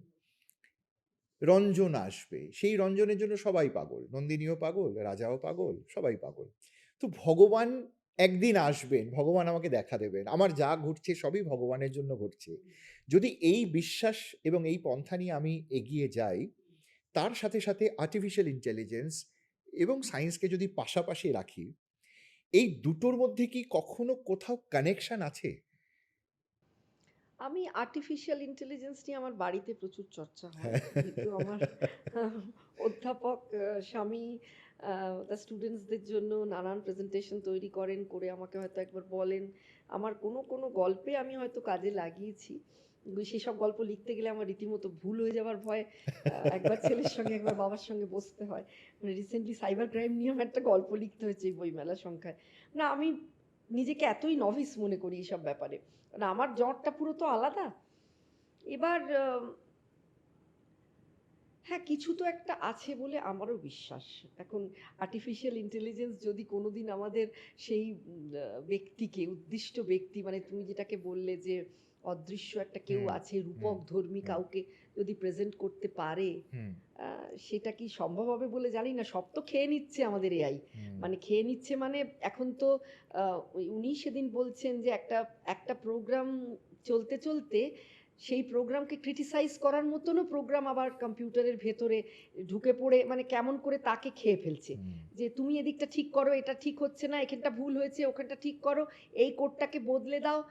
আমি জাস্ট জানি না মানে এই নিজে কি করে এই ব্যাপারগুলোর মানে তৈরি হচ্ছে।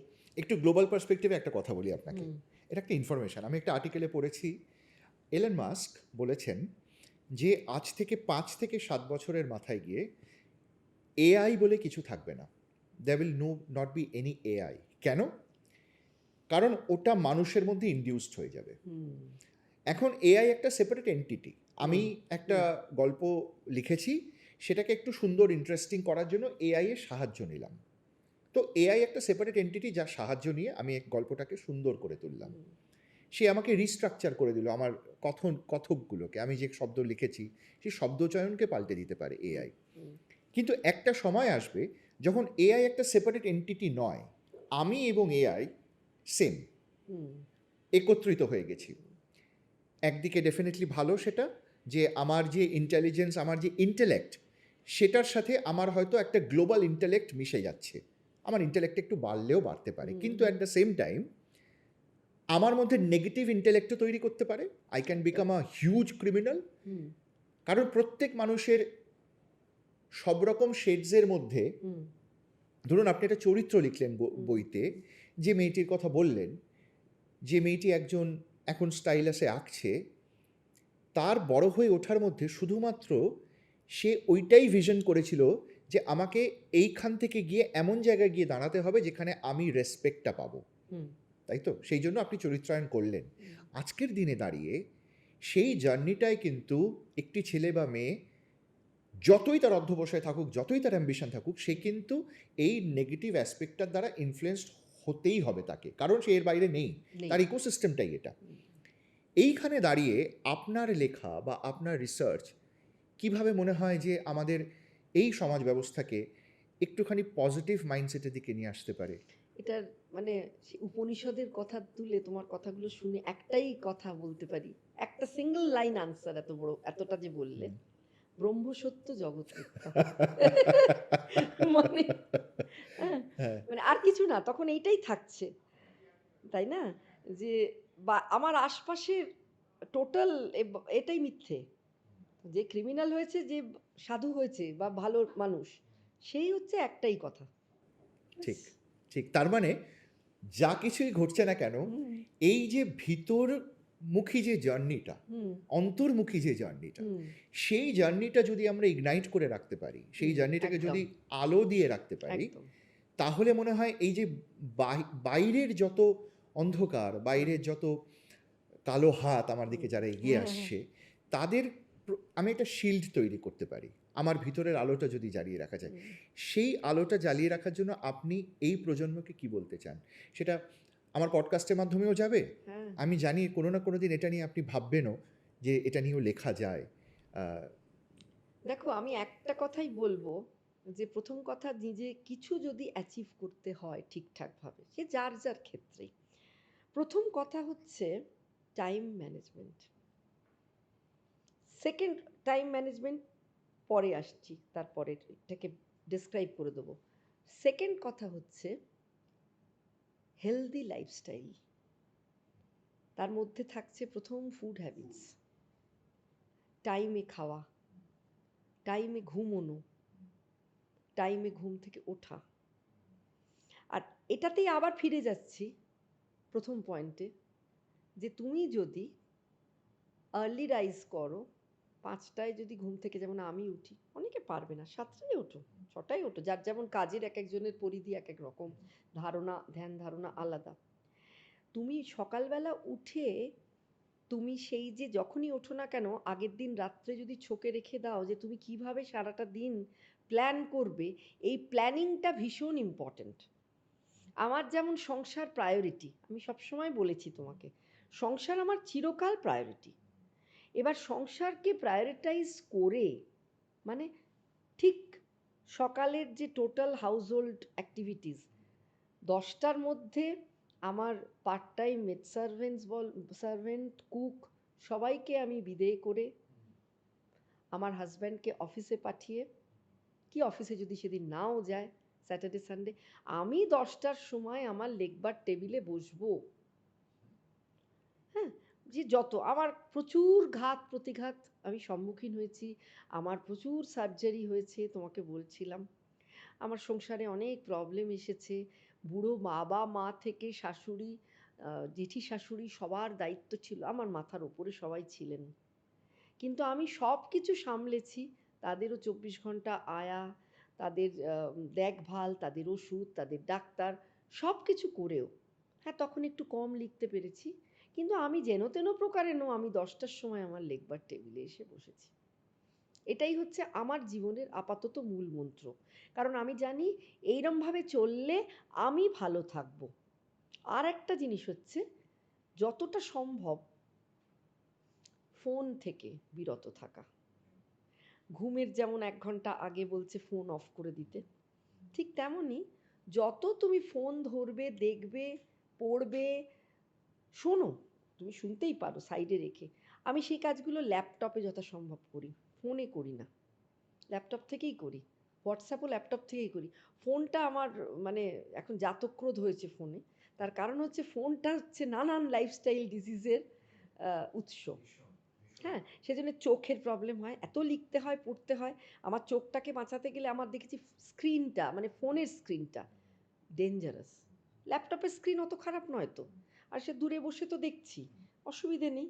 যে নানা রকমের শরীরের ধরো, মানে নিজের ব্যথা বেদনা, নিজের ভালো থাকা, এর জন্য সোশ্যাল মিডিয়া থেকে একটু দূরে থাকা, সব কিছুর জন্যই, তাই বলে আমরা কাজ করব না, আমাদের পাবলিসিটি করব না, আমাদের তো চলতে হবে, আমাদেরও তো মানে নগণ্য লেখককেও তো তার টিআরপি বজায় রাখতে হবে, সুতরাং সে কাজও তো করতে হবে।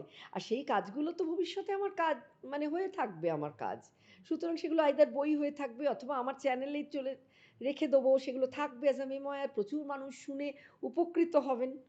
ঠিক আছে। কিন্তু এই ভাবনাটা কোথা থেকে এলো? এই যে আপনি আগের দিন আমাকে বলছিলেন যে আ ঠাকুরবাড়ির রান্না, হুম। কথার কথা বলি। ঠাকুরবাড়ির রান্নার প্রচুর বই আছে। জানি। সবাই রেসিপি লিখেছেন। একদম, হ্যাঁ, একদম, শুক্তো কিভাবে হবে, পাঁঠার মাংস কিভাবে হবে, এটা। একদম। কিন্তু আপনার বইতে সেই রেসিপি নেই। মানে আছে, কিন্তু পরোক্ষভাবে আছে। হুম। আপনার কেন এটা মাথায় এলো যে ঠাকুরবাড়ির রান্না মানেই শুধু রেসিপি নয়? আসলে এই রান্নাবান্না নিয়েই, মানে খাদ্য সাহিত্য নিয়ে কাজ করতে করতে যেটা দেখলাম, যে ঠাকুরবাড়ির রন্ধন পটীয়সী যে মহিলা, রন্ধনে দ্রৌপদী যিনি, তিনি হচ্ছেন রবীন্দ্রনাথের সেজদা হেমেন্দ্রনাথ ঠাকুরের মেয়ে প্রজ্ঞাসুন্দরী দেবী। তারা 11 জন ভাই বোন। 40 বছর বয়সে হেমেন্দ্রনাথ ঠাকুর মারা গেলেন। রবীন্দ্রনাথ বিশাল আলোচিত, কিন্তু হেমেন্দ্রনাথের কথা কেউ বলে না। উনি সে যুগে ছিলেন একজন রসায়নবিদ, সে যুগে উনি মার্শাল আর্টস এতটাই রপ্ত করেছিলেন যে উনি অকালে চলে গেলেন। বড্ড বেশি কুস্তি টুস্তি করতেন, 40 বছরে চলে গেলেন। সেই ভদ্রলোক ছিলেন অসম্ভব একজন সুরাঁধিয়ে, যিনি তার মেয়েদের জন্য এক ফরাসি যুবককে ঠাকুরবাড়ির হেঁসেলে রেখেছিলেন, অ্যাপয়েন্ট করেছিলেন ফ্রেঞ্চ রান্না শেখানোর জন্য। মানে ফ্রেঞ্চ ভাষাও শিখতে হবে, শেখাতে হবে আমাকে, সেই জন্য এরা রান্নাও শিখবে। উনি রীতিমতো রান্না শেখার লোক রেখেছিলেন। এবার প্রজ্ঞাসুন্দরী দেবী হয়ে উঠলেন আজকে, ওনার বেস্ট সেলার বই আনন্দ পাবলিশার্সের আমিষ নিরামিষ আহার বোধহয় 3টে খণ্ডে আছে। কেন আজও বেস্ট সেলার? প্রজ্ঞা সুন্দরী দেবীর উপর আমি একটা বড় কাজ করেছি। সেটা হচ্ছে প্রজ্ঞা সুন্দরী দেবীর উপর একটা বায়ো নভেলা লিখেছি, তার জীবন উপন্যাস। এবং সেই কাজটা আমি করতে গিয়ে ওনাকে এত জেনেছি যে ওটা আমার দীর্ঘ 4 বছরের বোধহয় 4 বছরের গবেষণা। গত বছর প্রকাশিত হয়েছে এবং খুব জনপ্রিয় হয়েছে। এবং প্রজ্ঞা সুন্দরী দেবীর হেঁসেল মানেই শুধু হেঁসেল নয়। এই আমাকে ভাষা দিবসে আবার এক জায়গায় যেতে হবে, বলতে হবে। সেখানেই আমি আজকেরই পড়ছিলাম সকালে উঠে, সেটা কবে লিখেছিলাম কোন কাগজে। ওনার একটা অন্য ব্যাপার ছিল, সেটা হচ্ছে হেঁসেলের ভাষা থেকে হেঁসেলের গোজগাজ। এমনকি উনি বলছেন যে রান্নার লোক যে রান্না করবে সেও পরিচ্ছন্ন হতে হবে। তার পরিচ্ছন্নতাটা গৃহিণী দেখবে, সে হাত ধুয়ে কাজ করছে কিনা, সে ঠিকমতো পরিচ্ছন্ন জামাকাপড় পরে রান্না করতে এসছে কিনা, প্রতিটি সবজি কাটার মাপ কি হবে, কোনটায় ডুমো ডুমো, কোনটায় ঝিরিঝিরি, কোনোটায় ফালা ফালা, এই ল্যাঙ্গুয়েজগুলো। তবে রান্নার তার হবে, তার মানে টেস্ট হবে। মানে এই যে শিক্ষাটা, সেই যুগে 1900 শতক তো তখন, উনি বলছেন যে রান্নাটা শুধুই রান্না নয়, রান্নাটা হলো টোটালিটি একটা মেয়ের, যেখানে ম্যাক্সিমাম সময় মেয়েরা, বাঙালি মেয়েরা বিশেষত বা ভারতীয় মেয়েরা থাকে, সেই রান্নাঘরের পরিচ্ছন্নতাও যেমন দেখতে হবে, রান্নাটা কি রান্না করছো সেটা সুস্বাদু যেমন হবে তেমন হেলদি হতে হবে। নাম্বার 3 হচ্ছে শুধু তাই নয়, সেটার পরিবেশনাটা হতে হবে মারাত্মক রকমের ভালো। স্পেশালি তোমার বাড়িতে যখন গেস্ট আসছে, প্লেটিং আমরা আজকের বলি, গাল ভরার নাম প্লেটিং, বা আমরা গার্নিশিং, কত কথা বলছি। সেই যুগে প্রজ্ঞা সুন্দরী দেবী, আজকের যে আমরা বিয়ে বাড়িতে দেখি মেনু কার্ড, সেইটা চালু করেছিলেন, যার নাম দিয়েছিলেন ক্রমণী, মানে ক্রমে ক্রমে অর্ডারে থাকবে। তাই যারা এখন ঠাকুরবাড়ির রান্না নিয়ে বড় বড় কথা বলে, বা হোটেল খুলে বসে পড়লো, ক্লাউড কিচেন খুলে ফেললো, ঠাকুরবাড়ির রান্না পাওয়া যায় এখানে ধারে ধারে, শান্তিনিকেতন যেতে গিয়ে ফুটপাতের ওপর দেখা যায়, মানে হাইওয়ের ধারে দেখা যায়। তারা কতটা ঠাকুরবাড়ির রান্না করে আমি জানি না, সে বিতর্কে আমি যাচ্ছি না, হয়তো করে। কিন্তু প্রজ্ঞা সুন্দরী দেবী মানেই শুধু ঠাকুরবাড়ির রান্না নয়।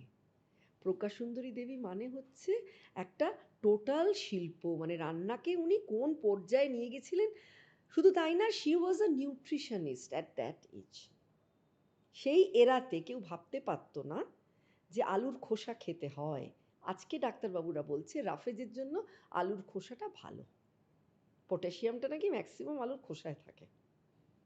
হ্যাঁ, তাই জন্য বলে যে আলুর খোসা সমেত রান্না করুন, ডাক্তারবাবুরা আজকাল বলেন। সেটা তো তিনি সেই যুগে বলেছেন।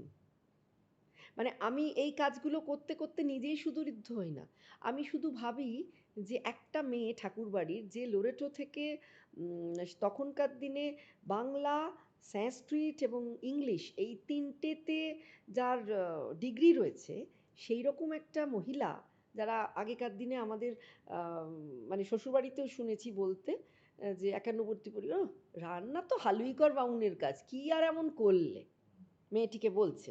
হ্যাঁ, হালুইকর বামুনকেও ছোট করছি না, কিন্তু রান্না এমন কিছু কাজ নয়। রান্নার যদি সবকটা প্যারামিটার একটা তুমি হেসেলের দেখো, পরিচ্ছন্নতা, নিউট্রিশন, আন্দাজ, টেস্ট, প্রেজেন্টেশন, সবকটা প্যারামিটারকে যদি তুমি কেটার করতে পারো, তবেই তুমি একজন সুরাঁধিয়ে, এবং যেটা ছিলেন প্রজ্ঞা সুন্দরী দেবী। মানে আপনার সাথে কথা বলতে বলতে আমার একটা জিনিসের জায়গায় আমি জুম ডাউন করে যাচ্ছি, যে আমাদের কোনো সেশনের পরে হুম, প্রচুর মানুষ আসেন, হুম, যারা আমাদের যারা ফ্যাসিলিটেটার যান বা আমি যখন ট্রেনিংয়ে করাতে যাচ্ছি, তারা ব্যক্তিগতভাবে আমাদের ফোন নাম্বার নেন, আমার ফোন নাম্বার নেন, বেশ, আপনার হুম, সাথে কিছু কথা আছে আজকে বলতে পারলাম না কলিগসদের সামনে, হুম, আলাদা করে যোগাযোগ করে কথা বলবো। এবং যারা যারা তারপরে যোগাযোগ করেছেন, অনেকের অনেক রকম সমস্যা সমস্যা তো জীবনে থাকেই তাই মানুষের, তো, হুম, কিন্তু সারাংশ যদি করি, হুম, প্রত্যেকের একটাই সমস্যা, সেটা হচ্ছে আত্মতুষ্টি। হুম, আমি না কিছুতেই স্যাটিসফাইড নই। হুম, এবং সেই স্যাটিসফ্যাকশনটা কেউ তার সন্তানের জন্য নন, আমার মেয়ে ভালো রেজাল্ট করে না, হুম, আমি তার জন্য স্যাটিসফাইড নই। হুম, আমার বউ আমার কথা শোনে না, হুম, আমি ডিসস্যাটিসফাইড। হুম, আমার চাকরির বস আমাকে প্রমোশন দিচ্ছে না, হুম, আমি ডিসস্যাটিসফাইড। হুম, এই যে আমি কি করব আসলে, আমরা তো কেউ কারো সমস্যার সমাধান করতে পারি না। রাইট। আমার সীমিত জ্ঞানে যেটুকু আমার তখন মনে হয়েছে যে এটা ওনাকে বলা উচিত, আমরা তাকে সেটুকুই বলি। হুম, কিন্তু পরে আমরা সেটা নিয়ে ভাবি যে হুম, ঠিক বললাম তো, আমি যে পরামর্শটা দিচ্ছি সেটা তাকে সত্যি উত্তরণের পথে নেবে তো, হুম, নাকি সেটা তাকে আরও বাঁধবে কোথাও। হুম, সেটা আমি চাই না যে বাঁধুক। কিন্তু আজকে কথা বলে মনে হচ্ছে যে সমস্যাটা জীবনের একটা পার্ট, হুম, এবং সেই সমস্যার সমাধান একমাত্র একজনই করতে পারে, সেটা সে নিজে। সে নিজে একদম 100%। এবং এটাই। আরেকটা জিনিসও শিখেছি, হুম, যে সমস্যার সমাধান হয় না। হুম, আমি বুঝলাম যেটা আজকে, হুম। কোনো সমস্যার সমাধান হয় না, না, সমস্যা সেটাকে থাকবেই। পেরিয়ে যেতে হয়। সমস্যা তোমার থাকবেই। কখন মানে ঘাত প্রতিঘাত জীবনের অঙ্গ। সেটা থাকবে, তোমাকে তার ভেতর দিয়ে তোমাকে চলতে হবে। মানে আমার বাবা যখন শয্যাশায়ী, মৃত্যুশয্যায়, বাবা ২০ দিন মানে অ্যালজাইমার্স ছিল। বাবা ২০ দিনের মধ্যে বিছানায় শুয়ে পড়লেন, ২০ দিনের মধ্যে বাবা আমাদের ছেড়ে চলে গেলেন। জেরিয়াট্রিক ডাক্তার, ৮৮ বছর বয়সে তো আর কিছু করার থাকে না। কোনো রোগ নেই কিন্তু উনার। তখন জেরিয়াট্রিক ডাক্তারবাবু এসে বললেন যে কিছু করার নেই, লেট হিম পাস অ্যাওয়ে, উনি আস্তে আস্তে চলে যাবেন, এতে আমি কি করব বুঝতে পারছি না, যতদিন চালান চালান এভাবে। আজকাল এটা একটা আমাদের আহ, কি বলবো, এখন আমাদের এই যুগের একটা বিশাল ক্রাইসিস হচ্ছে অ্যালজাইমার্স, তো স্মৃতি মানে ভুলে যাওয়া। তা সেই যে বাবাকে দেখেছি, বাবা তো প্রথম পুরুষ, জীবনের হিরো, প্রথম পুরুষ, তো সে বাবাকে তো আর পেলাম না। মানে সে বাবাকে দেখতে পাচ্ছি না যখন, তখন আমি সারাদিন ঈশ্বরকে ডাকছি, তুমি নিয়ে নাও, আমি এ বাবাকে চিনি না, আমি দেখতে পাচ্ছি না, আর তুমি নিয়ে নাও, বাবাকে তুলে নাও। তা বাবা চলে গেলেন এক সময়, সকালবেলা উঠে খাওয়াতে গেলাম, বুঝলাম বাবা আজকে আর থাকবে না।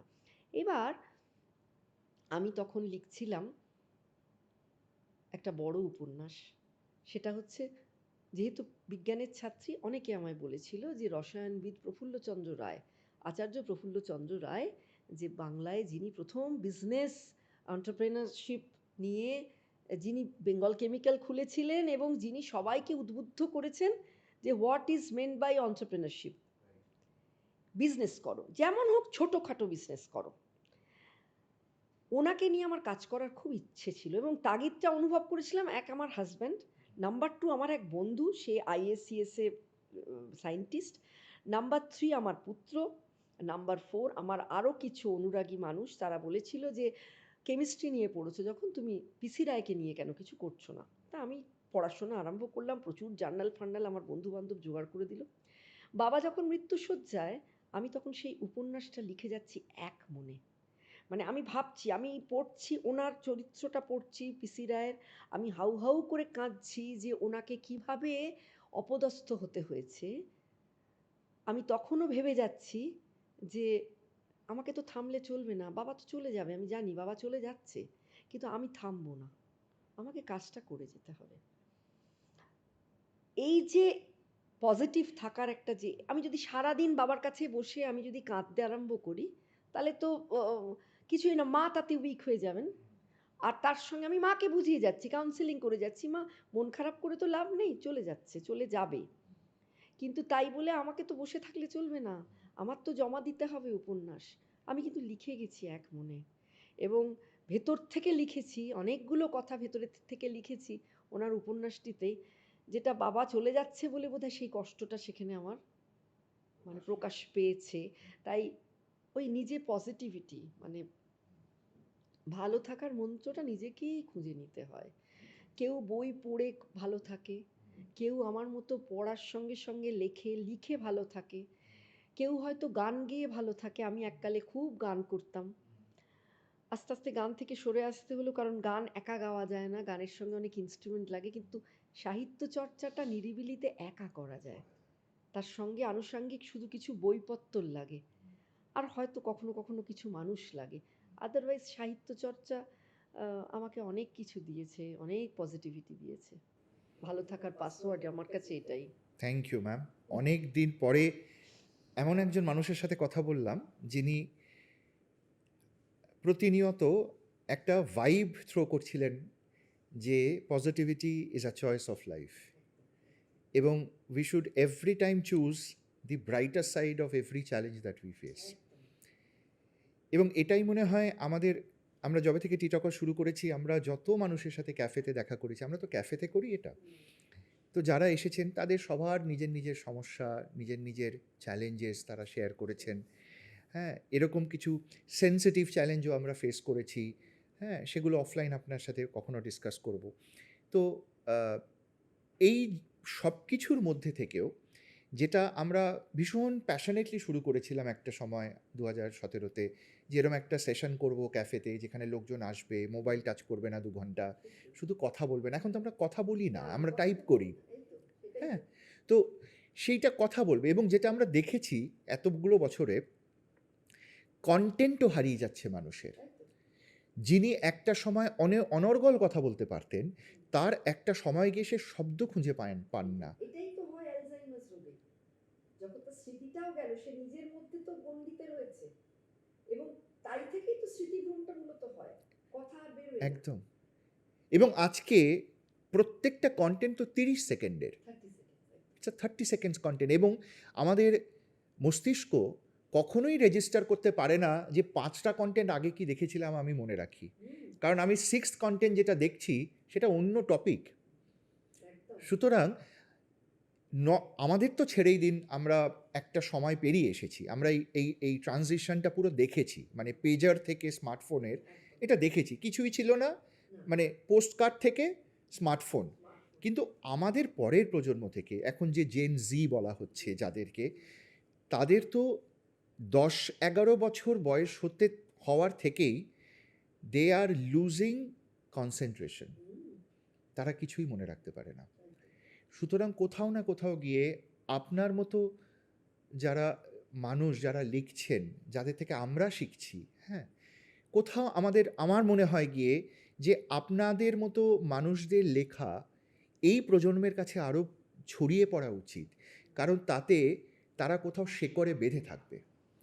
হ্যাঁ, ঠিক ১০০ বার। মানে এটা তো আমি দিন কিন্তু বদলাচ্ছে। কারণ আমি গতবারের বইমেলাতেও দেখেছি, এবারের বইমেলাতেও দেখলাম। আমার ব্রত ঠাকুরানীর হাট বইটি, যেটা বাংলার লৌকিক বারব্রত নিয়ে, প্রচুর অল্প বয়সী ছেলেমেয়ে সেইটা খুলে যখন দেখছে যে ভূত, অপদেবতা, উপদেবতা এগুলোর পুজো হতো, এবং পরপর ৬০-৭০ খানা এরম বাংলার অপরিচিত অলৌকিক ব্রত বারব্রতের গল্প, লোকায়ত গল্প নিয়ে এই বই, তারা বইটা সংগ্রহ করছে। সেটা দেখে আমি তখন বুঝলাম যে কিছু ছেলেপুলে আছে যারা এটা চায়, মানে জানতে চায়, পড়তে চায়। এবং কোনো একটা সময় একজনের সাথে আমার মানে কথা হচ্ছিল, তিনি একজন সায়েন্টিস্ট, তিনি রিসার্চ করছেন হিউম্যান বিহেভিয়ার নিয়ে।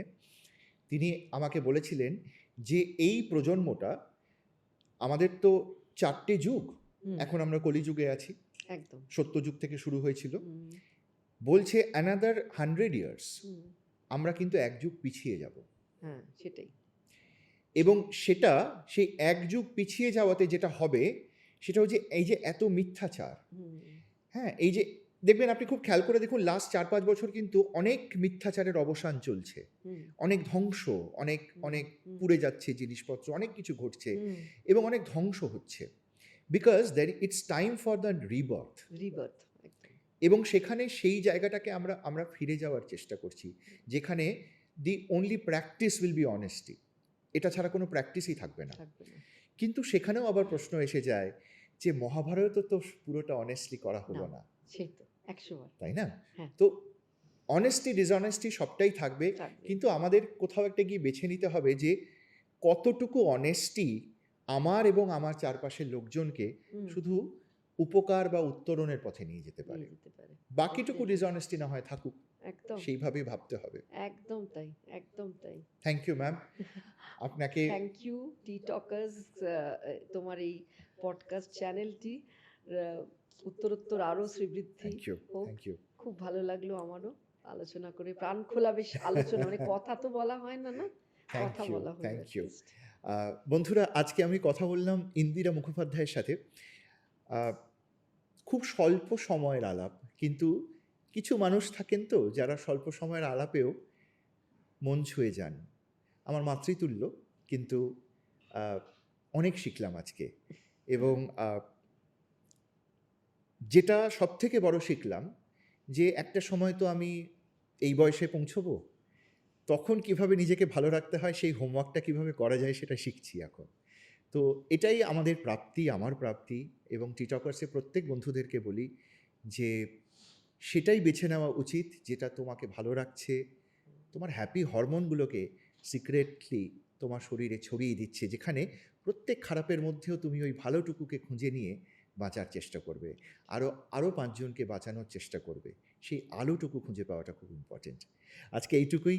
Thank you so much for watching T Talkers podcast, and do subscribe to the channel and keep on sharing to people so that we can create a whole new system of positivity across. Thank you so much for watching. Take care. Bye-bye.